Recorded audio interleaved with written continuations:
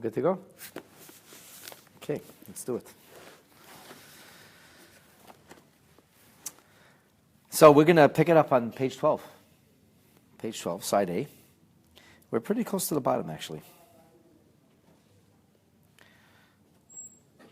This is going to be close to a page turner, but not quite.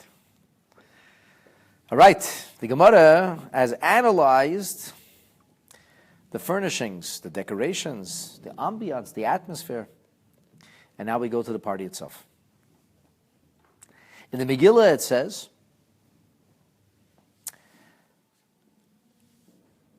this is in the 7th verse of the first chapter, V'hashkois bichlei zohav. The drinking was done in gold goblets. V'chelim mikelim shonim, and in a variety of different goblets or different utensils. So the Gemara begins its analysis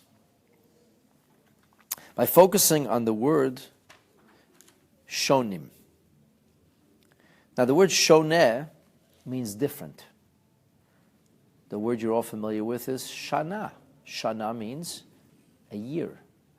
And what makes a year a year? Shona mehashniya. Every year is different. Very good. And in each and every single year, there is an annual seasons, annual series of seasons. So what makes a year? Fall, winter, spring, summer. That's a year.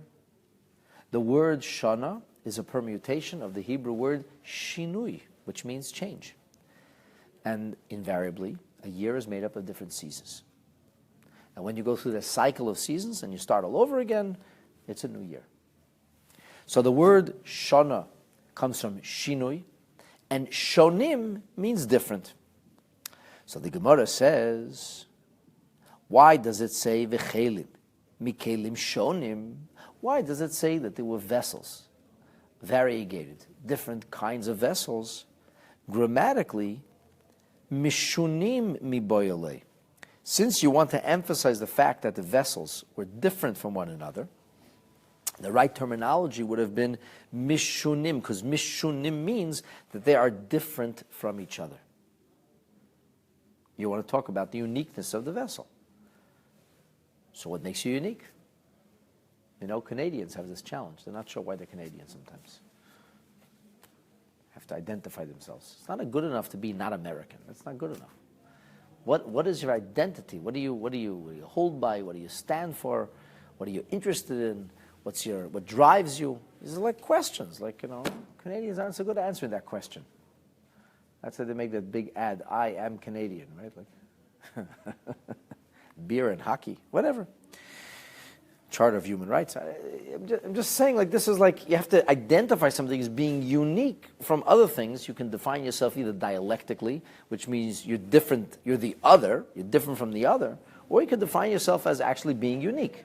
So since we want to talk about the fact that these vessels were different from one another, it should have said, Mishunim miboyale, says the Gemara. Mishunim means that they are different from one another. Why does it say, Chelim mikelim shonim? The right terminology would have been v'chelim mishunim, different vessels. That's all. Instead of v'chelim mikelim shonim, and vessels from a variety of vessels. Just say v'chelim mishunim, different vessels. That's the question of the Gemara. So the Gemara answers that itself is obviously a red flag. It's telling us that there's more than meets the eye. And it's suggesting that we look a little bit more deeply and not read this at face value. Omar Rava, Rava said, the tradition that I received is that when it says that Achashverosh took out a variety of vessels, there was an accompanying voice, kind of like a narrator. And the narrator said, Yatzasa Baskel, this narration came out from a heavenly place, a heavenly voice narrated. The Amro Lahem, and it said to the Persian monarchy who had organized this party, and Achashverosh was at the head of it, it said to them, Harishonim kalu mipnei kelim. The first got lost, were destroyed because of these vessels. Va'ata shonim, and you're doing this again.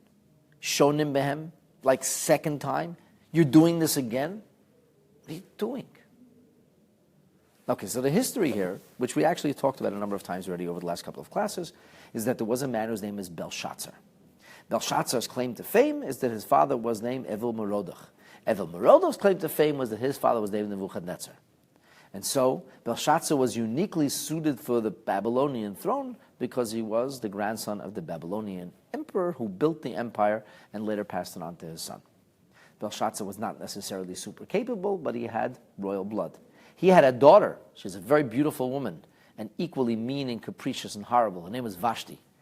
And the stable master's son, who was a very wily political operator, managed to usurp the throne after Belshazzar was killed by his enemies, by the Medes. And after Media destroyed him, Darius the Mede destroyed him, and then there was a Persian king, then Achashverosh rose to the throne. And Achashverosh was married to Belshazzar's daughter. Now, Belshazzar made a very big mistake. He started up with the wrong people. He messed around with the Jewish people. He made a calculation saying, 70 years has passed, they have not been saved, they never are going to be saved or redeemed. They're not going back home to Israel. The Jews are finished. And because the Jews are finished, I can use the vessels of their holy temple. Very bad idea. What happens as a result? Belshazzar is killed. The night of that party is a full-on disaster. So, Achashverosh, his son-in-law, now is doing another foolish thing. He's using the vessels of the Beis HaMikdash. Not a smart thing to do. In fact, a heavenly voice is saying the following: V'chelim mikelim. And you're shonim? This is how you should read it, like the Maharsha explains like this. The word kelim means vessels. The word kelim can also be related etymologically to the word kilayon or kalim, which means destroyed, finished off. So he says, if you want to read deeply into this verse, V'chalim mikelim, you got destroyed through these vessels. Because you foolishly used these vessels, you ended up being killed. And now shonim? And now you're doing the same thing all over again? What are you doing? This is not a good idea. But Achashverosh, interestingly, does not get punished the way his predecessor, the way his father-in-law gets punished. It's a very interesting thing. So even though he seems to be making the same mistake, he doesn't get punished, he doesn't get killed. And the question, of course, is why? So the Dona Pshara and other Mefarshim on the Megillah, they answer this question, even though the Gemara does not. And the commentators and the Gemara don't ask the question nor answer it, but the commentators in the Megillah do. So one of the answers they give is because Achashverosh was destined to marry Esther, and Esther was going to become the savior of the Jewish people. And because of that, by virtue or dint to the fact that there was a future, Achashverosh would end up doing something good, and they would have a child together, and that child's name would be Daryavesh, Darius, a Jewish boy, brought up in a Persian palace, thinking he was a Persian monarch and royal, who ends up allowing for the second Beis HaMikdash to be rebuilt. So this is the zechut of Achashverosh. In other words, Achashverosh's zechut is not past tense, it's future tense. Belshazzar, Hashem had no reason, so to speak, to keep him alive. But Belshazzar, since he had no reason of Hashem to keep him alive, he was gone. But Hashem did have a reason to keep Achashverosh alive. He did not have a reason to keep Vashti alive. In fact, he needed to get Vashti out of the way as a result. And so just as Belshazzar was done in by the use of these kalim, of these vessels in the Beis HaMikdash, so too his daughter Vashti also ends up being done in by virtue of these vessels. And we learned a few classes ago, in fact, that Vashti's death, which was a great sorrow to Achashverosh, was a result of him using or abusing the vessels of the Beis HaMikdash. And that's the deeper read. That's the deeper read in the vessels. So far we have established the parameters of the party. We talked about where the party was held. We talked about what the decorations looked like. We talked about the different crowds, different classes, how the people were organized. We talked about all that. And now we talked about the dishes that we used. The wrong dishes. Very, very bad idea to use these dishes. These dishes were dishes from the Beis HaMikdash, and as a result, in the end, things don't go well for Achashverosh, at least not on the surface. So now that we have established this, we are going to analyze what went into those goblets or those dishes. So we talked about glasses, we talked about cups, we talked about goblets, we talked about vessels. What went into those vessels? And of course, what goes into those vessels is wine and food. And that's the next subject, next point. Now, before I move off the vessels, I want to tell you that this idea of Vikelim Shonim is described in other Mefarshim as Achashverosh brought out his own gold, and then he brought out the Beis HaMikdash gold, and the Beis HaMikdash gold was so opulent and so beautiful, so stunning, that it totally eclipsed Achashverosh's gold. It made Achashverosh's gold look like cheap stuff, secondhand. It was very unimpressive. So that's the Kelim Shonim, means it made his vessels look different. It made his vessels look out of place. That's how special the vessels of the Beis HaMikdash were. And so the Megillah continues its narrative. After we hear about the Kelim Shonim, after we hear about the different vessels, with the emphasis on the fact that vessels are different from one another, that's a flag raised and gives us a window into the deeper ideas that are being played out here. Now, we say in the Megillah, after we're talking about the vessels, it says, V'yein Malchus, royal wine, Rav, lots of it. Lots of royal wine. Merlot Madness. So the Gemara says, what's up with the Mekalim Rav? Malchus, Yein Malchus Rav. That's not how you say a lot in Hebrew. You don't say Rav. How do you say a lot in Hebrew? You say Harbe. Harbe. You should have said Harbe Yayin. A person doesn't say Shatiti Rov Yayin. I drank most of the wine. He says Shatiti Harbe Yayin. I drank a lot of wine. So why does the Gemara, what Gemara asks, why does the scripture not say V'yein Malchus Harbe? There was an abundance of wine. The wine was pouring. The people were drinking. Omar Rav. So Rav says that the reason that this is the case is Melamed.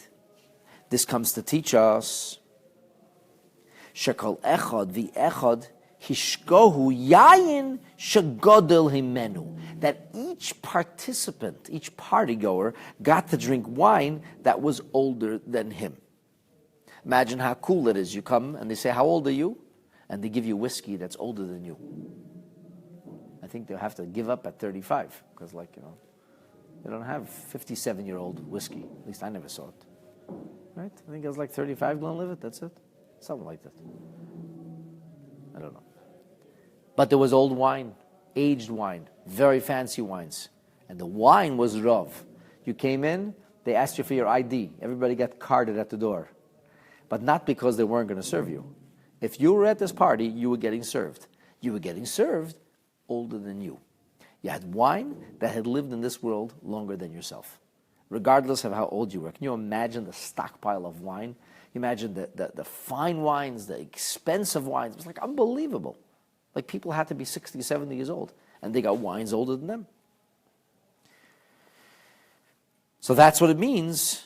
V'yein Malchus Rav. Rav says it teaches us that the word Rav doesn't mean much, but the word Rav is interpreted to mean older, bigger, larger.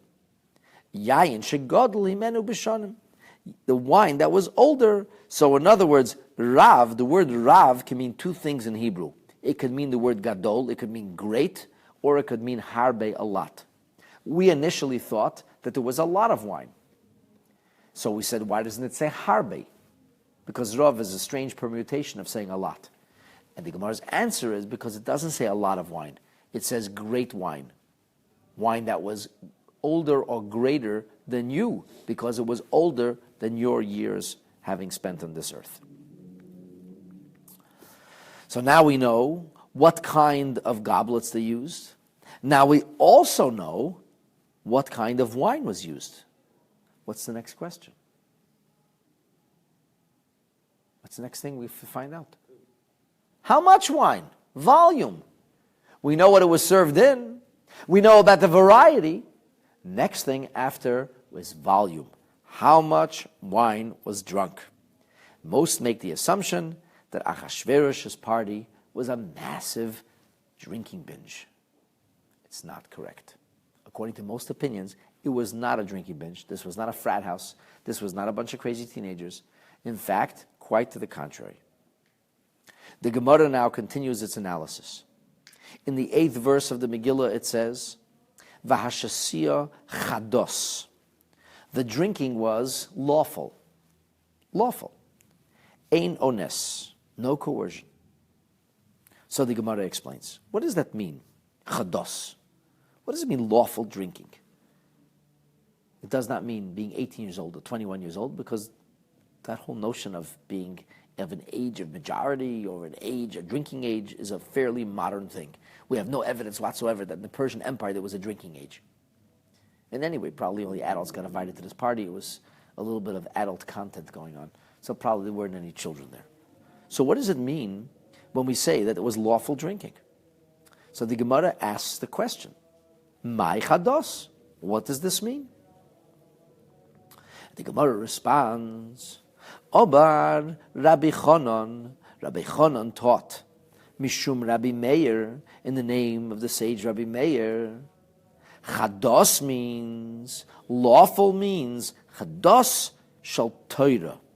Lawful by dint of Torah legality. Torah legality. Achashverosh employed Torah legality for this party. Now what does that mean? He employed Torah. What did he care about the Torah for? He's busy using vessels of the Beis HaMikdash. He's made this party on Shabbos. He had all the people doing sins. As we learned last week, and we'll soon learn more. What's up with this law of Torah? So Rashi says, doesn't mean that Achashverosh did the law of Torah. He was not like an Orthodox Persian. He did like, we'll find out what the Shulchan Aruch says. Shulchan Aruch said, okay, that's how much you should drink. He didn't know from a Shulchan Aruch, and he didn't know the Jewish way in drinking. He didn't know that. So what does it mean? We're hearing now about how the Torah suggests we should drink. I have an acquaintance, unfortunately he's intermarried, and he told me that he makes a party in December every year. Whatever, that's what he does. He says, I call it Hanukkah, she calls it a different name, and we have friends over, we invite our mutual friends over. And he says, I always know who are my friends, and I always know who are her friends. I said, how do you know?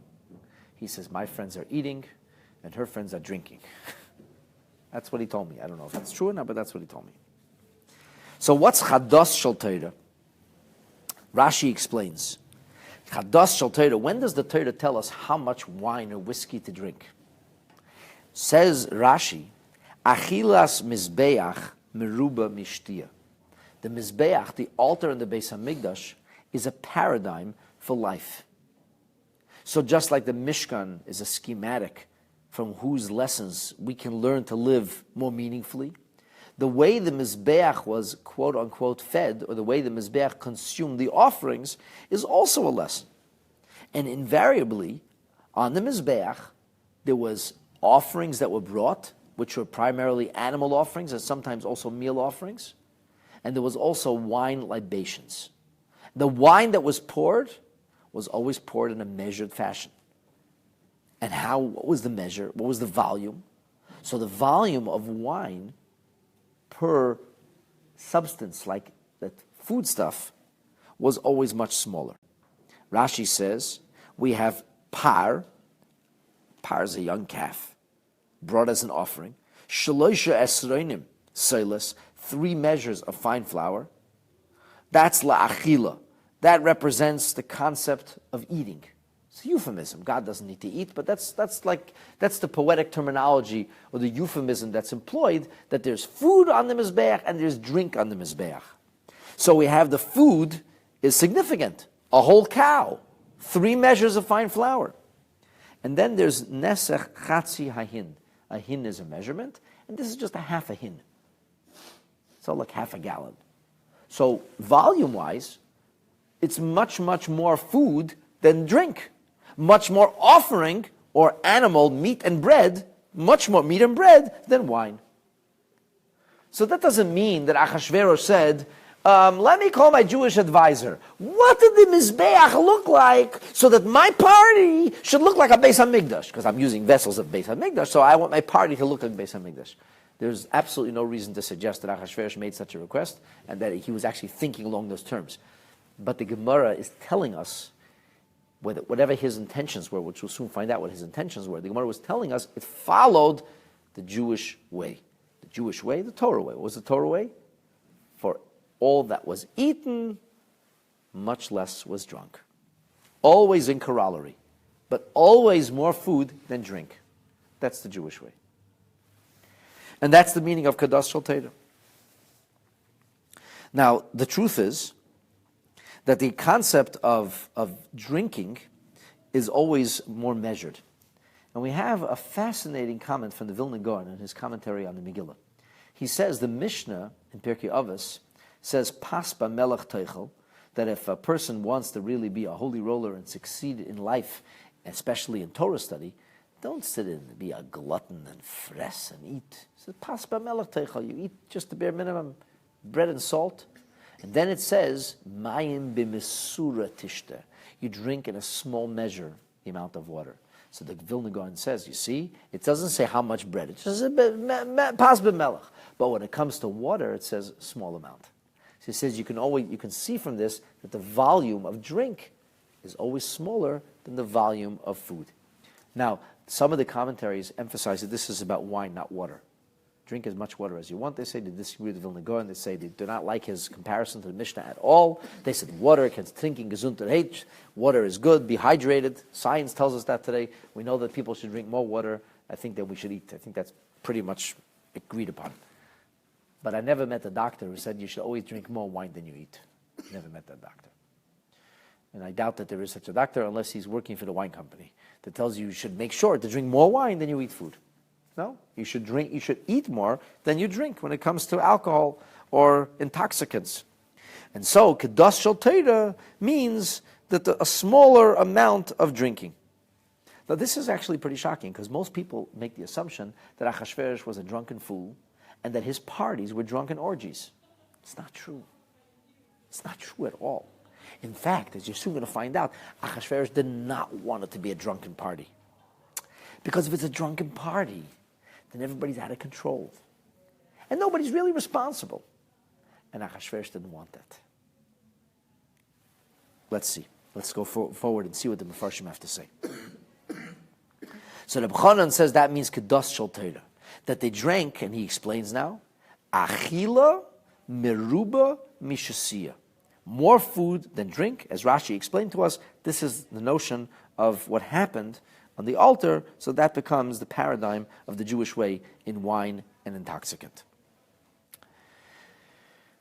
So it was also by this party, Achila miruba mishtia, there was more food than there was drink.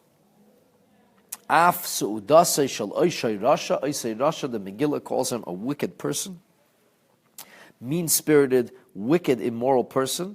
As you will soon see, that Achashverosh was no friend of our people, and he sought to do us in. He was using the vessels of the Beis HaMikdash. He was brazenly wearing the clothes, the raiments of the Kohen Gadol. He was not our friend. He was not good for us or good to us.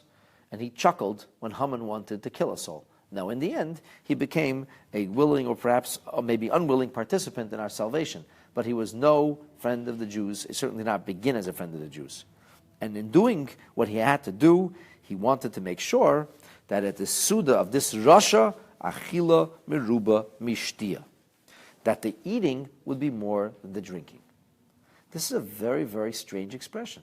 Why is it that the Gemara says, Achila Meruba Mishtia? Why would he ordain that Achila should be less than Shtia? And we begin that by saying, Oisei Rasha, that wicked person.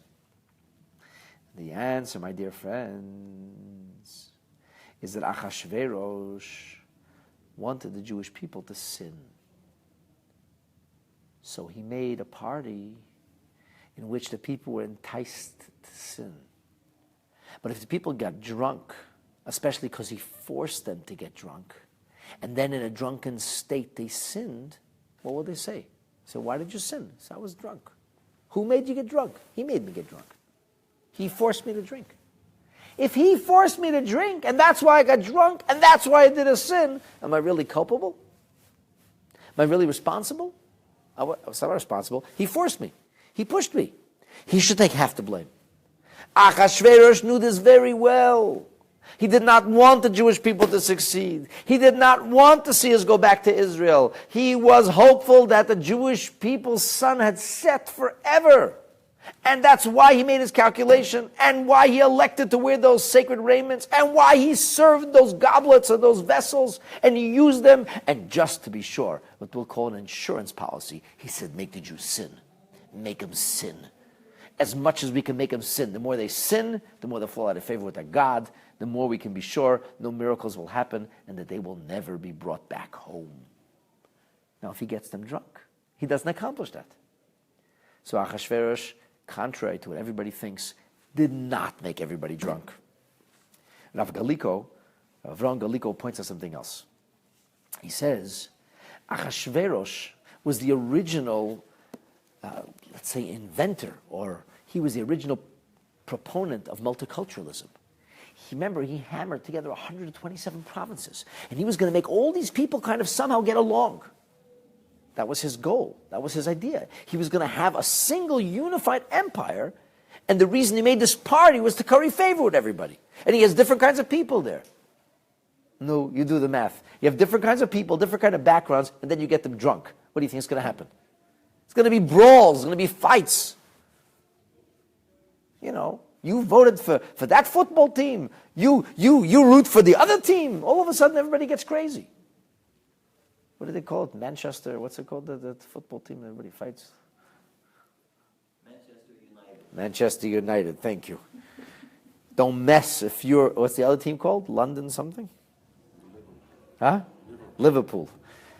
That's like, it could be like a death sentence, okay? If you go to a group of Manchester United fans and you start talking about Liverpool or London, forget about it. Especially when they had too many beers or some wine, everybody's crazy. Achashverosh didn't want that. In fact, the Mamloyas quotes the Mefarshim as saying, as soon as people got crazy, the bouncers came in. They subdued the guy, took him outside, put him to sleep, and then woke him up for the rest of the party. He didn't want any trouble. Achashverosh did not look for trouble. On the contrary, trouble was toxic for him. He's trying to keep his country together. He's trying to make the people happy, make them have a good time. He's trying to please everybody. Achashverosh is the ultimate pleaser, as we're soon going to see in a moment. And because he wanted to please everybody, the dumbest thing he could have done was get everybody drunk. So it didn't work for his purposes to get everybody drunk. On the contrary, he wanted everybody, if they wanted to get drunk, he wasn't going to stand in their way. But he would do everything possible to make sure they didn't get drunk. And that leads us into the next incredible teaching of the Gemara. The Gemara focuses now on the words ein ones. An ones means, it's beyond my control. I was under duress. I was forced. I was coerced. It's not me. I didn't do it. I didn't do anything. It was an onus. Ein ones. Ein ones. Now, to understand the meaning of ein ones, the Gemara says, Amar Rabbi Eliezer. Rabbi Eliezer said, Melamed, this teaches us, Shekol echad v'echad, that each and every one of the participants in this party, Hishko miyein midinasei. He got his own wine. They said, what's the wine of your choice? What wine are you comfortable with? Because Achashverosh knew very well, and his bouncers knew, and his bartenders knew, that if somebody drinks a drink he's not used to, you don't know how much you can take of it. But when you have the drink that you're used to drinking, you know. You measure yourself. You pace yourself. No surprises. Which country are you from? What wine do you like? That we have that wine for you too. You name it, they had it. And so it was, Miyein midinasei. Rashi says, Miyein midinasei, yayin harogel bay. The wine you're used to. And because it's the wine you're used to, v'lo yishkarehu.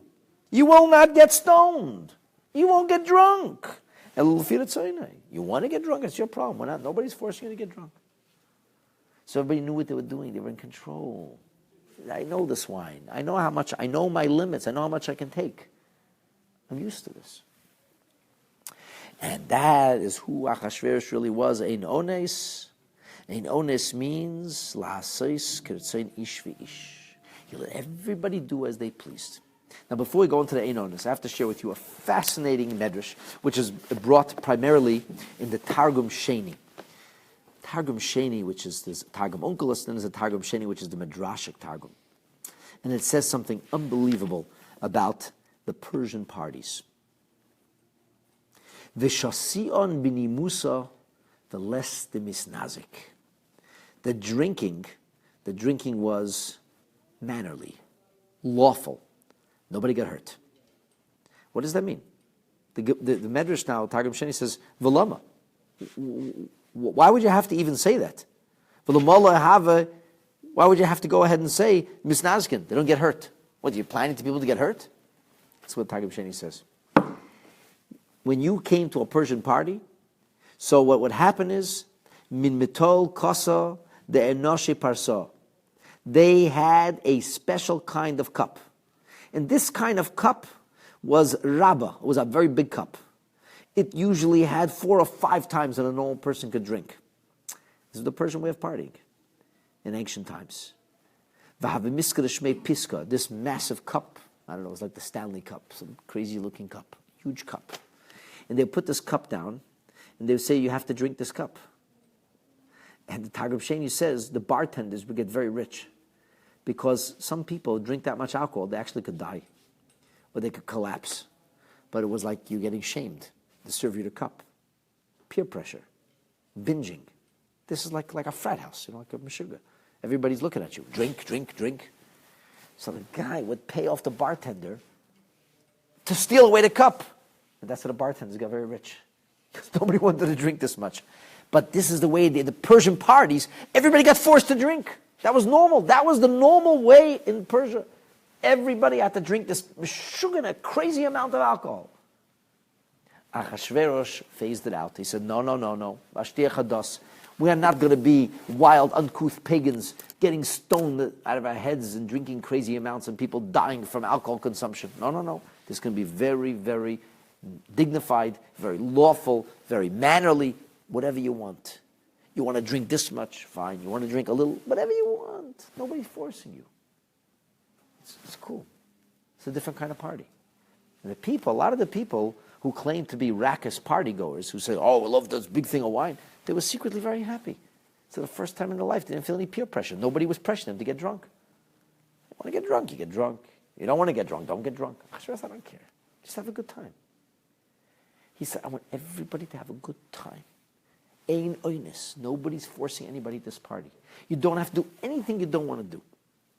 So that's how the Targum Sheni says it.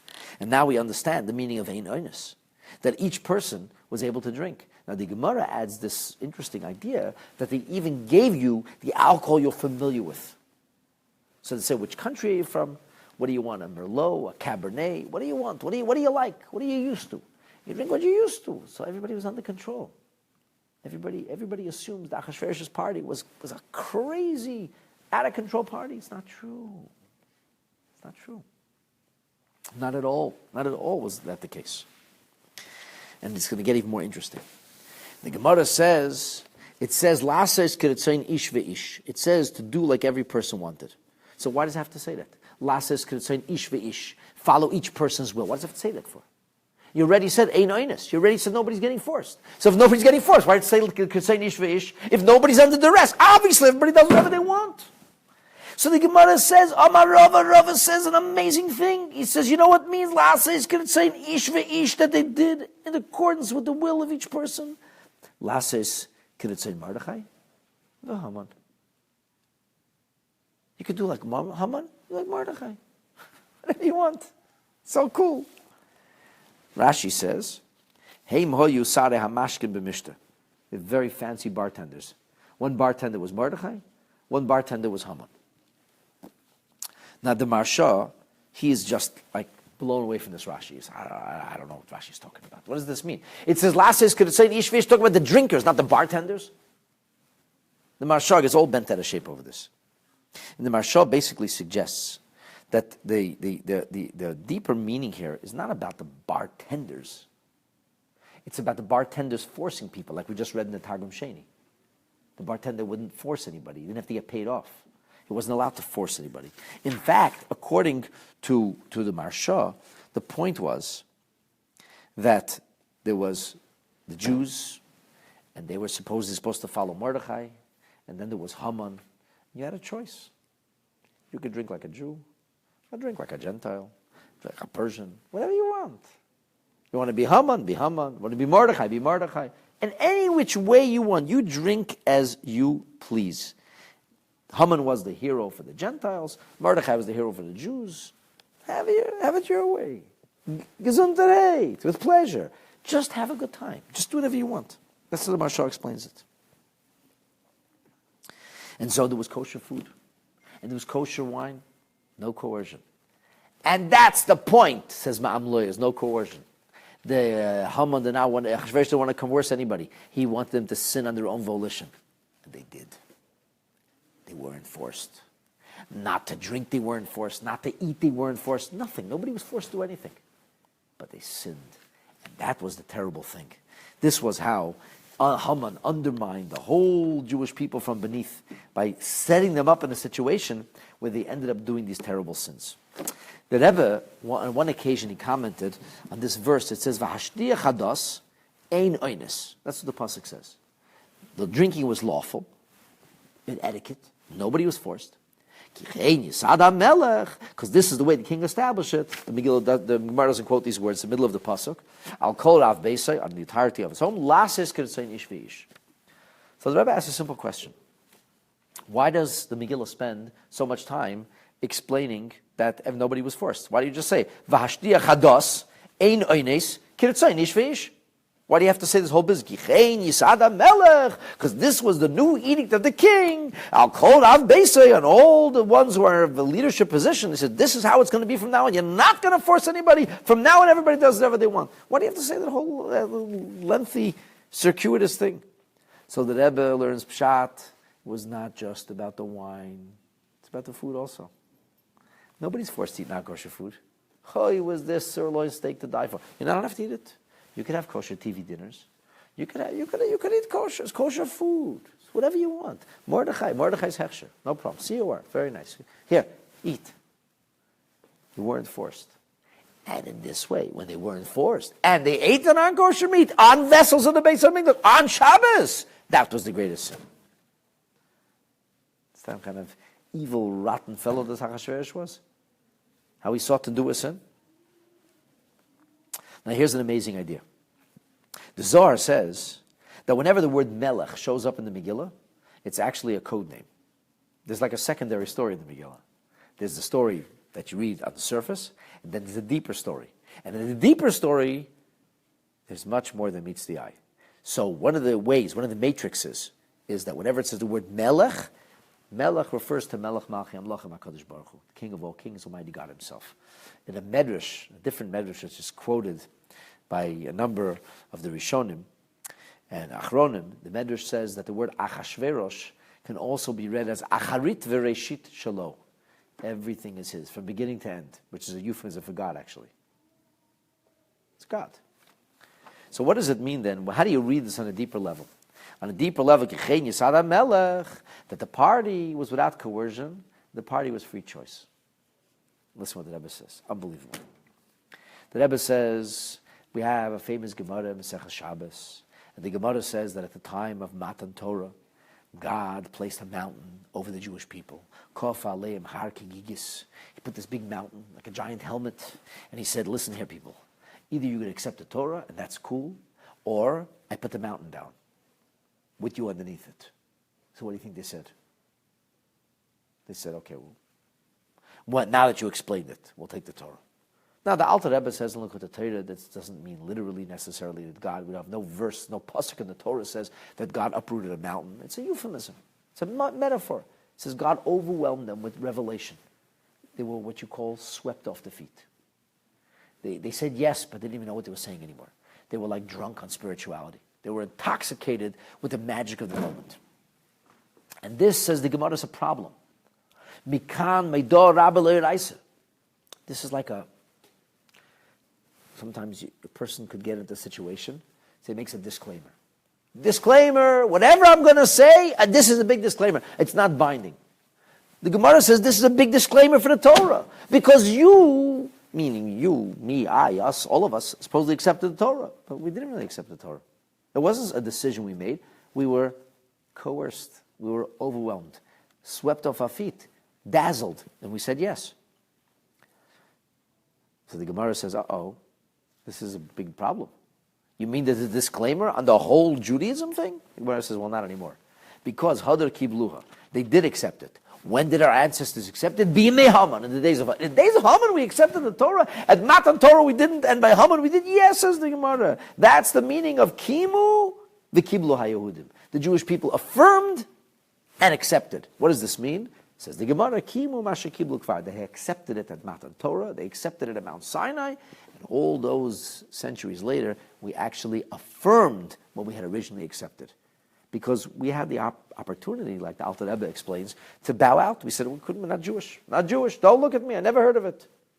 You know the story, the guy, a collector, came to somebody's house, and he said, I would like a nadava. I would like money for the mirror yeshiva. So he says, yeshiva? What are you talking about yeshiva? What are you asking me? I'm not even Jewish. And the guy says, you're on our list. If you're on our list, you're Jewish. You have to be Jewish. He says, I'm not Jewish. I'm not giving any money. The collector says, I'm not leaving. You're on my list, you have to give. The guy says, I swear to you, I'm not Jewish. The guy says, I'm not leaving. He says, my father wasn't Jewish. My Zayd Alav Shalom wasn't Jewish. Right? It's like, here we have a big disclaimer over here. Like, it's like, I'm not doing this. I'm not Jewish. If the Jewish people would have said, I'm not Jewish, if they would have left the Judaism at the door and joined the rest of the people, they would not be persecuted. Amazingly, not a single Jew did that. Not a single Jew said, I'm not Jewish. And that's when they accepted the Torah for real. So the Rebbe says that this idea, on a mystical level, on a level of homily at least, is encoded into the Megillah. A Seudah is a feast. And there's a feast, the gastronomic feast, the feast of the stomach. And then there's the feast of the soul, food for the mind, food for the heart, food for the spirit. Torah, mitzvahs, it's all feast. Hashem made a great feast for us. And this time he said, it's your choice. I'm not forcing you to do anything. You can partake or not. This story, the guy sitting on an El Al flight, this flight attendant comes over and he says, what would you like for dinner? And the guy says, wow, El Al upgraded. I get choices. He says, what is my choice? And the flight attendant says, you could have dinner or not. That's your choice. So what was our choice here? We got a choice. You could have dinner or not. God said, you don't want my mitzvahs? That's fine. You don't want my Torah? Okay. As you please. On a level of drush, a level of homily, this is what Melech Malchei Amlachim established. This was the big test of Purim. Will we say yes? Will we choose or not? It's our choice. It's up to us. Hashem puts it in our hands. The Gemara says that this is the meaning of that it's Kiritzoin ish ve'ish. Says the Gemara, because how do we know that ish ve'ish? How do we know that it talks about Mordechai and how do we know it talks about Haman? So the Gemara says, I'll tell you how I know. Because Mordechai, it says ish Yehudi. The Chsiv ish Yehudi. So ish Yehudi. Ish Yehudi means, it calls him ish. Ish means Mordechai. And then it also says Haman ish tsar va'oyev. So it's true. By Mordechai it says ish Yehudi, and by Haman it says ish tsar va'oyev. Very different kind of ish, very different kind of man, very different. Either a good man or a bad man, but still says a man. Still says ish. And because the Megillah uses the terminology for ish for each one, this we understand that ultimately what we speak here of is either you could follow Mordechai or you could follow Haman. Now here's a very interesting thought. There are some who learn Pshat in the Gemara, that the Gemara means Kiritzoin ish ve'ish, which means that actually Haman and Mordechai were on the same page. Mordechai didn't want the Jewish people to drink alcohol, for obvious reasons. And Haman didn't want the Jewish people to drink alcohol. Why not? Mordechai didn't want the Jewish people to drink alcohol because he said, I know what's going to happen. Once they drink alcohol, they'll end up drinking the other wine. And then it will be Avera, Goreret Avera. One Avera will lead to another. This was a licentious environment. There will be all kinds of immorality.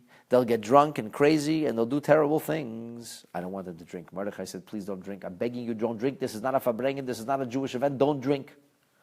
And Haman was also saying, don't drink. Don't let the Jews drink. Mamloya says one of two possibilities. Either he said, I hate Jews so much, I don't want to see them have a good time. Or he said, don't let them drink. Because if they drink, they'll say, well, we were drunk. Haman says, let them sin without getting drunk. Let them be intoxicated by the sights and smells.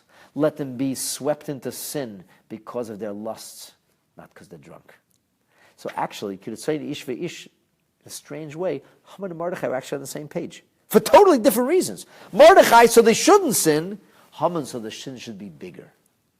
But both Mordechai and Haman didn't want them to drink. Achashverosh, no problem. You don't want to drink, that's fine. Whatever you want. Not everybody drank, but everybody sinned. That was the saddest part. Even Mordechai couldn't get him. He got him not to drink, but he couldn't get him not to sin. Because they were overwhelmed. They were overwhelmed. The Rebbe once spoke about this in 1982. He said, what a tragedy it is that you have a state dinner, you have Israeli diplomats, and they're eating the non-kosher food in the White House. And there was Rebbe said that Anwar Sadat was no friend of the Jewish people. But Rebbe said you can learn a lesson from everybody. Sadat said, I will not eat here. It's not halal, I'm not going to eat. And the Israeli representative did eat. And didn't put his foot down. The Rebbe said, what a chil Hashem. What a shame, what an embarrassment for us. He said, ultimately, the melech is just leiv melachim asara bi'ad Hashem. The heart of the king is in the hands of Hashem. You think the king needs you to sin? The king, the ruler, the president, they respect the Jew, respects themselves. Respect yourself, respect you also. What a chil Hashem, how sad it is. When you have Jewish people who don't have the guts, they're in Washington. It's a state dinner. It can't be different. I can't be too Jewish. I once had a very strange situation. I delivered the invocation for the progressive conservatives, the provincial party. They have this big dinner, and Tim Hudak was then the leader of the party. So they asked me to do the invocation. And I get put on this table with a bunch of, like half the table is Jewish, extremely wealthy people. And I noticed that there was only one kosher meal on the table. And I was supposed to do a benediction. How could I do that? How could I give a blessing for my brothers and sisters not kosher food? So I said, before I start, I told a little joke of this guy who walked into a non-kosher restaurant, and the rabbi saw him. The rabbi watched in horror as he ate. And he walked out of the restaurant, and the rabbi said, he saw the rabbi. He says, Rabbi, did you see me go in there? The rabbi said, yeah. You saw me eat? He said, yeah. He says, great. It was under rabbinical supervision. I said, I just want to know, I'm not here for rabbinical supervision. I said, I cannot take responsibility for any of the kashrut standards of the food being served there. I said, but what I do want to say, and I talk about Avraham Avinu and bless Hashem and so on and so forth. I have anybody to say, it was under rabbinical. The rabbi was sitting at my table. Ve'izmir, like I actually got the heck out of there. I didn't stay there. I want to sit at the table. Everybody's eating not kosher food. And this is the great shame. That we Jewish people think, that we have to fit in. And that if we'll eat what everybody else eats, then they're going to be our friends. And then there won't be anti-Semitism. And then they won't give us a hard time. It's not true. It never was true. It's never going to be true. Respect yourself. The world will respect you. Be a proud Yid. Yes, you may be in Washington, you may be in Ottawa, you may be wherever it is. Stand your ground. I don't do this. Because at the end of the day, what does the Melech say? Kiritzayin ish v'ish. We live in a democracy. A democracy claims to respect the rights of every person.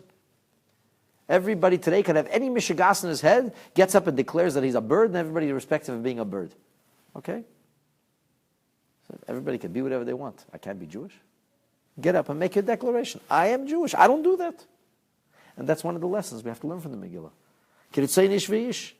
They could have. They could have been okay. They could have done this right. Tragically, they didn't. On a very deep level here, very deep level, and I'm just glossing over an extremely profound and nuanced rumination of the Rebbe, where Haman and Mordechai are in agreement. You can do Kiritzayin ish v'ish. You can do both. The Rebbe says this speaks to a very, very high level of Avodas Hashem. So usually we say in Avodas Hashem, you got to make a choice. You're either halonu im l'tzareinu, as Yehoshua ben Nun said. You're with us or you're against us. Can't go two ways. Like the Rambam says in his Hilchos Tshuva, the 5th chapter, says, Reshus l'chaladim nesuna. Every person has the freedom to choose. Do whatever you want. You could either be a tzaddik, you could pull yourself l'derech tova, to a good way. You could be a tzaddik, you could be righteous, or Reshus b'yodei l'hates hatzma l'derech ra. You could turn yourself in a bad way. You could be a rasha. It's your choice. You can follow Mordechai, you can follow Haman. It's your choice. But on a deeper level, you could follow Haman and Mordechai. What would this mean? So on a surface, a person says, to serve Hashem, I need to swear off the materiality, the physicality, all these things, they get in the way. Or a person gets immersed in a life of sensual libido, self-gratification, a life which is filled with gashmias. But at a deeper level, it's possible not to crush or to put down the negative element, but rather to perform what's called this hapcha, transformation, to be able to redirect things. In a level where, on one hand, the Yid is supposed to trust in Hashem implicitly. On the other hand, he's supposed to be making kelim, making vessels, utilizing diplomatic opportunities to try to do what's good. I said, which one are you? Are you Haman or Mordechai? Are you lo yichrev lo yishtachave? Do you not bow? Do you not prostrate yourself? Do you stand tall and unbending and unyielding and not care what anybody says? Or do you actually deal with reality? And the answer is both. It's not a contradiction. On one level, there's absolute trust in Hashem and immutable, unshakable faith and commitment. On the other level, as long as it's not violating the Torah, we can do different things. And it's not a contradiction. At the end, on some very deep level, we could experience Kiritzayin Ish Ve'ish, because the Melech, Malchei Hamlochim, the King of all kings, is this ability. And those are some of the lessons we can learn from the Merlot Madness, which wasn't so mad after all. It was not a crazy, wild party. It was actually a very choreographed, carefully thought out trap. A trap that would ensnare the people, get them to sin, and as a result, rob the Jewish people of their legacy, of their birthright, of their future. And only because of the great wave of tshuva that swept across our nation, because of Mordechai and Esther, in the end, HaKadosh Baruch Hu saves us, and we can say l'chaim and celebrate on Purim. And that's all for tonight.